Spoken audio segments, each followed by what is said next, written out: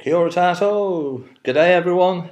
This is my final broadcast from Vigani's room as I'm finishing up my 6 weeks at University of Cambridge, based at Trinity College.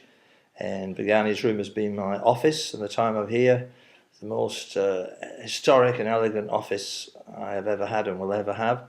Vigani's room is over 600 years old. It goes back to the time when it was the King's Parlour before the university became a university in 1546, when Henry VIII got rid of the monasteries and put the money into solid institutions like University of Oxford, University of Cambridge. Before that time, this was a King's Parlour, and so it was visited by a couple of kings, Edward IV, another king, can't remember.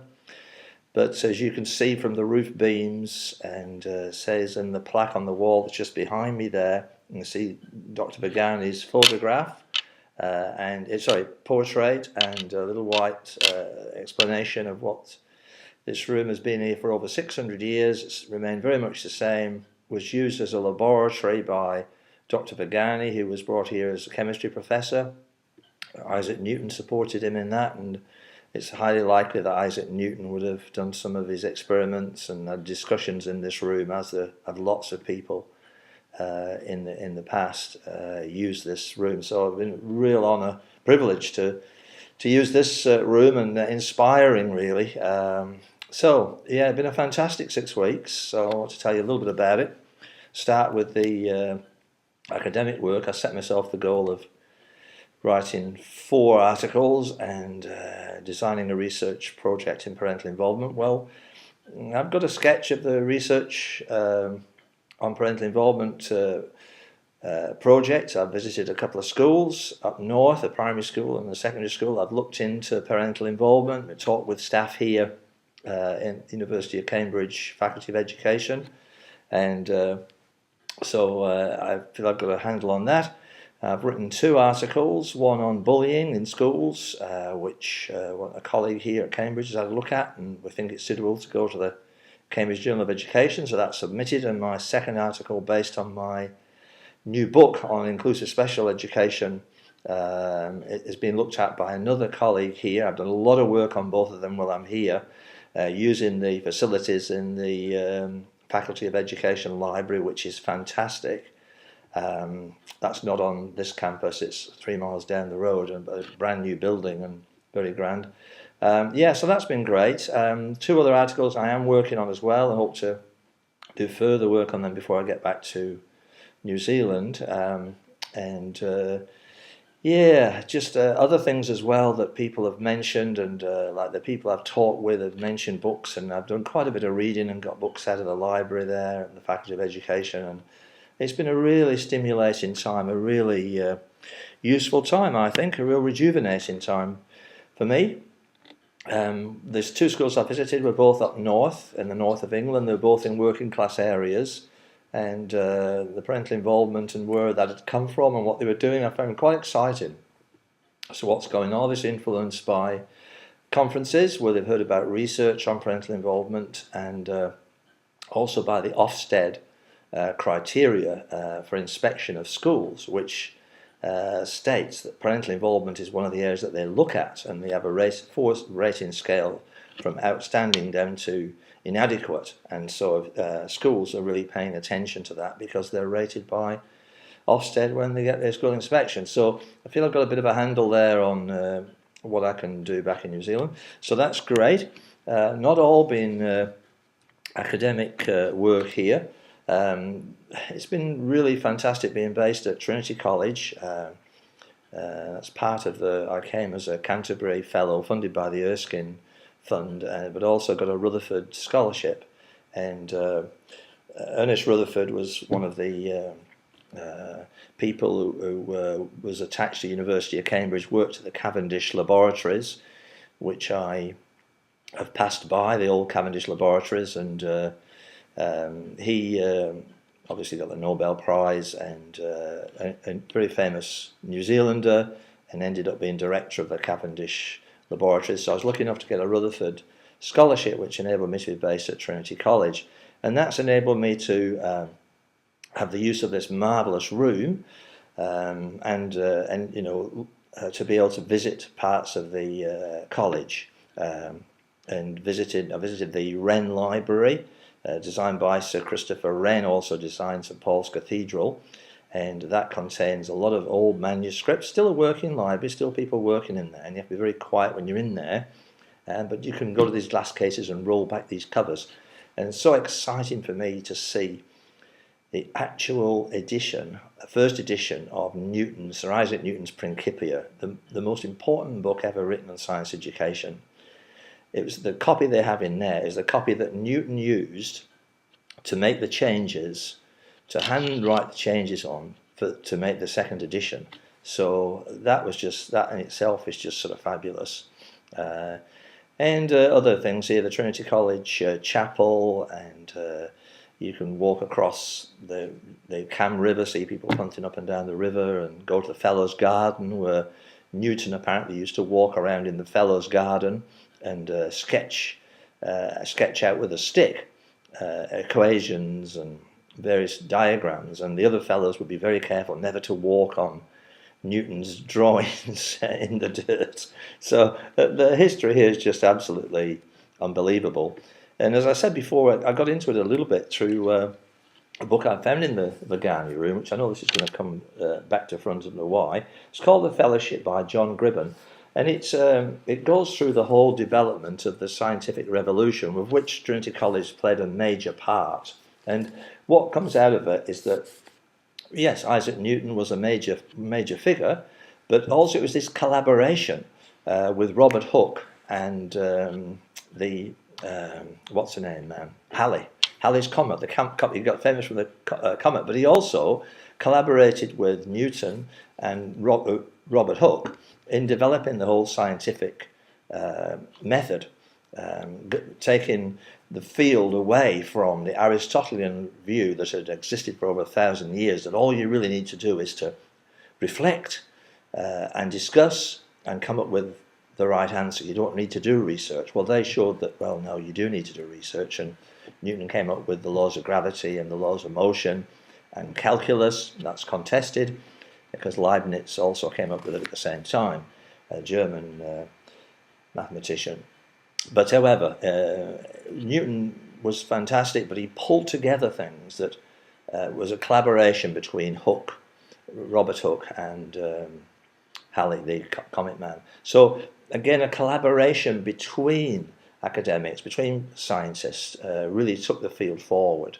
And it goes back, it all started off with Francis Bacon and all that, even before that. And again, he's got links with Trinity College here. So I think in all at Trinity College there's been 32 Nobel Prize winners over the years. So it's obviously a lot of interesting things have happened here, and very interesting too to sort of meet the fellows when you go to dinner. To become a fellow of Trinity College, you have to be extremely distinguished in your own field, and I've been allowed to go for dinner twice a week at the fellows' table, the high table as they call it, and meet some of these people, and a variety of personalities, as you can imagine.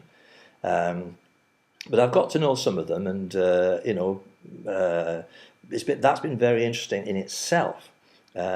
First of all, Professor Robin Carroll, who's an emeritus professor of haematology, is the New Zealander from Christchurch who set up this whole Rutherford Scholarship thing for us to benefit and have the base here at Trinity. And Robin's been wonderful in looking after me and got a stimulating guy to talk with, and he's introduced me to some very interesting people. So that's been fabulous to get to know Robin. And then the sort of guys when you get sat on the next to the table to, one chap I was sat next to on Wednesday night, the other night, Alan Baker. He lives just above his rooms are just above the Vigani room here, actually. It's quite extensive rooms. And he's been here for years and years. He's 75 years old and still a sharp attack. And he was, he told me he's from a poor working class background on the East End of London. And he managed to get himself into University College London, his first degree. Then he got himself into Cambridge for his Trinity, for his postgraduate work. A mathematician. After 4 years in postgraduate study at Cambridge, he became a fellow and was awarded the Fields Prize, which is the equivalent of a Nobel Prize in the field of mathematics. You know, very, very, very, very bright guy. Obviously, achieved very well, and interesting to talk to. As was John Davidson, who's John is a chemical engineer. Again, sharp as a tack, very interested in education. I discovered, looking on Wikipedia, he's 88 years old. And he was the one, I've had some fantastic discussions with John, and he's the one that recommended me this book, To Miss with Love, by Catherine Babel Singh. And it's a book from a teacher in a difficult secondary school in the London area, and her experiences. It's 2 or 3 years old now, and but created a real stir when she wrote it. She does it really well, tells the story brilliantly, and she, instead of using the student's name, she uses an adjective that describes them quite well, like one kid is called furious, another one's called beautiful, another one's called deranged, and the teachers and the head teachers are all called the same. Like, there's a teacher called Mr. Hadenough. It's hilarious. It's bedtime reading, but it's really meaningful stuff. When she published it, within a month she was sacked from her job. She's obviously an outstanding teacher, but it was just so critical, really, of many things in the education system here, they couldn't take it.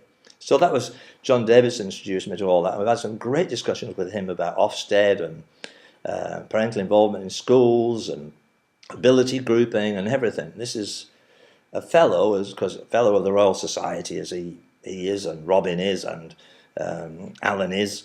They're all extremely well-decorated people, but keen interest in education. And I also was lucky enough to have lunch with Simon Baron-Cohen, who many of you will know as the autism researcher who came up with the theory of mind view. And he's done some recent research he's come out with about the causes of autism. And he's perhaps even more famous for being the cousin of Sacha Baron Cohen, who played Borat and Ali G and The Dictator and all these terrible films. But Simon's a really nice guy and very, very interesting chap. I've got some very interesting projects going on. He's a fellow at Trinity College as well, so I had lunch with him one day. So that was nice. So all those experiences that you just wouldn't have, and talking with people who've had whole lifetimes of developing stuff at the very top level. So that's been absolutely wonderful. Anyway, where am I? Okay, so other experiences at Trinity College here. Went to Evensong in the early night in the chapel. The chapel's marvellous, not quite as big as the King's College Chapel, but quite nice. The choir was fantastic. Right, and the other thing is walking out to Grantchester. They call it the Grantchester Grind. You can walk along the river Cam, past all the punters and the rowers and the canoers, all the students frolicking about by the riverside, and you can get out to Grantchester, where there's an orchard garden, where several people around about 1900, just before the First World War, used to get together to have tea and discuss things. Now, this little discussion group wasn't just your ordinary discussion group.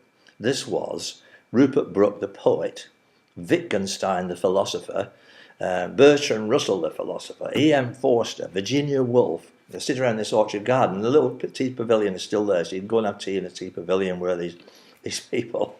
So the history in this place is absolutely amazing. And I saw they changed the material in the Wren Library that's on show all the time. And I went in last time I went. I've been 3 times since I've been here.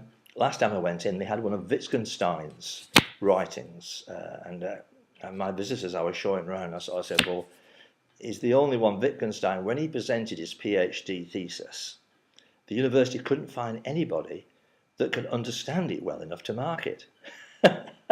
So that's an achievement you should strive for if you're working on a PhD. So anyway, they did eventually mark it and eventually gave him, because he's a world famous philosopher. I also visited, one of my students suggested I visit the Eagle Pub, which is just round the corner from the old Cavendish laboratories, where Watson and Crick used to have a beer after work. And when they were busy discovering the DNA molecule, the structure of the DNA molecule, on their way to getting a Nobel Prize for that. So that's been marvellous. Yeah,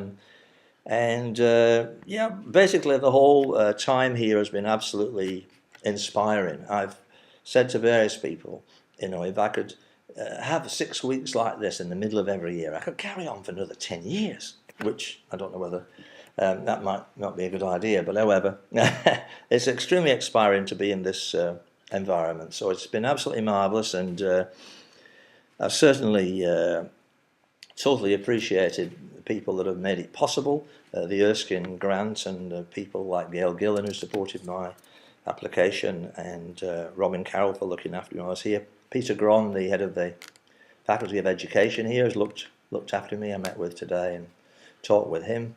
And then people back home who've looked after things while I've been away, so make a little bit of space. John Everett and Ian Culpan and Penny Cushman have just kept things ticking over while I've been away.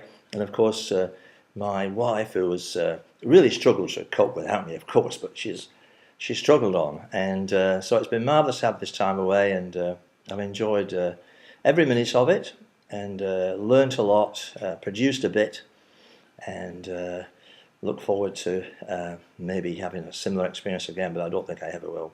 Anyway, it's been absolutely fantastic, great to talk with you.